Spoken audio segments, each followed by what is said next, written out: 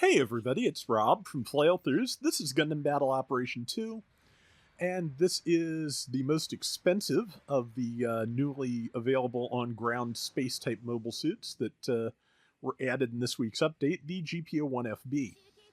GP01Fb was at one point, and may still be, I'm not sure, the only thing that has both overboost and dodge roll. So that does make it kind of special. It also has that nice twirly Revenge of the Sith downswing, and yeah, it has some pretty good skills and a really good long beam rifle. And yeah, just managed to use my tackle to get out of the trouble there. I could just tackle infinitely like the Aktaku Commander does if I wanted, or I could just go, dodge rolling all over the place, but I wanted to stay on this GP01Fb and take it out. So yeah, it is out. I got 550 for that because it is a 550 room. I am gradually doing my rated rounds to try and get the higher levels of the AG and the Shin Matsunaga Zaku, and I've done worse. Like yesterday. Yesterday was much worse. But yeah, GP01Fb is not bad. I feel like it's, of course, compared to space, where everything gets to boost a lot, the FB's thruster gauge feels a little bit restrictive here on ground. It's not too hard to keep from overheating it. I'm just not used to it handling like that, of course. Also, it did not get the skill that the standard GP01 has to double jump and boost in the air, like same way the Gundam Mark II does. GP01, as I recall, can do that. FB cannot, which, makes perfect sense. You add more thrusters to it, and suddenly it cannot double jump. I mean, realistically, I get what they're going for with that, because what they're going for is that it is not really tuned for ground as well as the GP01 is. I feel like giving them, that level of distinction now is not a bad thing. So just to make sure that they do continue to handle differently. But yeah, as you can see, we have done really well here. Enemy team does manage to catch up near the end. But yeah, we won the first couple of wipes, and we are kind of running away with it. We're going to just start attacking their base once we take out these two people. This is, like I said, it picks up for them near the end, but this is definitely... this is more one-sided than I would normally run, but again, I wanted to be able to show off everything this thing can do, and I think this round does. But yeah, still has the good Vulcans. Overheat on the long rifle is fairly, long. That is one of the trade-offs for the fact that it has really good range, decent damage, and it can rapid fire pretty well. Yeah, you can fire 3 to 4 shots, 4 to 5 shots without overheating it. But yeah, once it does, I think they've even shortened the overheat over the years. But then when I was using it in space in close fights, I could definitely feel that that overheat period, because it's does, just like the standard GP01 does not have a lot of weapons for its cost, so it's kind of in trouble when that rifle is cooling down. But yeah, just right now, like I said, we've definitely taken a ridiculous lead here for now, and I'm just testing to see how the long rifle does as a base attacking weapon. Relatively well.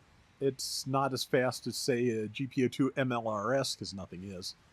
But yeah. Also, that is kind of a nice thing. You can now use the two... and yeah, as you can see, the charge damage on that rifle is really nice. At least you can use both of the GP variants there in the same environments now. Could use MLRS in space, but yeah, I don't know that I ever did particularly great with it in space. It really needs one of the wide open maps. Any of the maps with low ceilings really kind of cause it problems in space, because yeah, your shots are just going to bonk off the ceiling and possibly stun you. But yeah, we have almost blown up their base. They bombed our base, and I think that's That's the only points they've gotten so far. No, they've killed at least one or two of us. But yeah, like I said, this was a rough start for the enemy team. About now, once there's nothing to do but come fight, they start to claw it back a little bit. Well, not claws, those are punchy shields, but you get the idea. And yeah, not Zulu. Sturmgallus managed to survive there, but...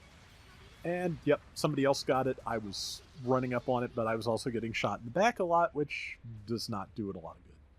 Doesn't do anybody a lot of good, generally. But yeah. Okay, so...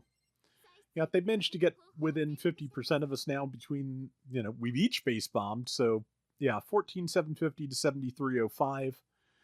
Like I said, they're starting to bring it back. They got all the points, which means that we're more or less forced to be in the same location, which means that hopefully they are also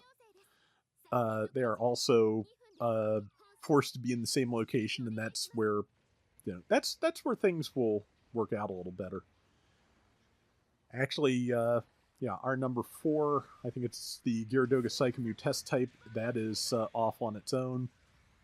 And yeah, so that's going to be an issue. I think I'm trying to get somewhere I can do something useful for it, but I don't think I'm going to get there in time because, as you can see, it's about dead. And as usual, I'm about to have the issue, and that's where I remembered that you can't boost in the air. But yeah, I'm about to have the issue where the person I'm trying to back up is about to die, and that leaves me just needing to get myself to safety. So, I forget. There were a couple of rounds where I wound up using Overboost for that, and it worked out very well. I don't remember if this is one of them. I will probably stay on this Doga until it has backup, which I think it's going to do. It's actually doing a really good job, unfortunately, of locking me down. And I'm not sure why I did that. I think I wanted to go forward, and I rolled off the ramp, which is not great. But got close, and did manage to land the downswing. So we'll both be on our faces for a minute. And yeah, I'm not going to have an opportunity to use Overboost to get myself away, even though there's something coming up on me from behind, because, yeah, I am...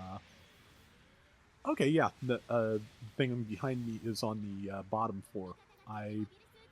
That's right. I ended this with a pretty close duel with this prototype Doga. If I hadn't missed that first shot, I'd have won said duel, but I did not win said duel.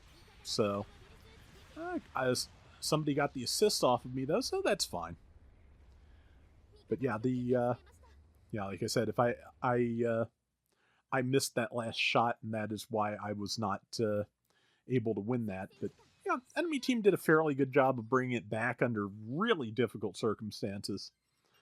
But yeah, that is the GP01Fb on the ground. I really do like its rifle, and I always like that twirly downswing, so I'm going to be fine with that, I think.